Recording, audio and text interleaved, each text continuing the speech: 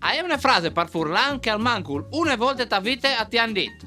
Fidi cui? Sì, hai proprio che domandute che la sciora del paese ti faccia per sapere cuca sono i tuoi genitori. Per esempio, tu sei al miedi, tu aspetti di 2 ore il tuo momento per entrare, quando di lontana ci presenta una figura storica.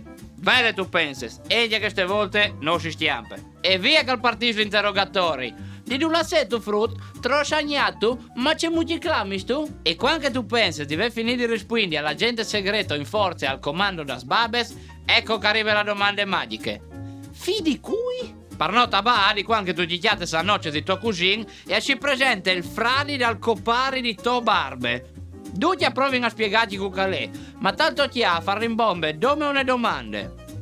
Fidi cui? Ma queste è un'espressione che si dopre quando proprio non tu arrivi a inquadrare una persona, a collocare da intrigate reti sociali furlane. Vi ho detto se non hai ragione. Che a te di, non tu sentito che l'attore americano l'ha vinto l'Oscar? Boom. Ha tu voluto provare a spiegare tuo nonno cucalere? Po ben. Con molto di chiappi su un biel, fidi cui? E che uniche volte che tu ci stai ordinando un caffè in pasta al bar in place, la barista ti ha contati tutti i petesi un certo cliente che non tu sai neanche c'è musica là e te e voi hanno nome una domanda. Fidi cui? Allora, se entiatita l'hanno mandata al mancul una volte, fra che un bel mi piace e condividi questo video. Mandi bene int.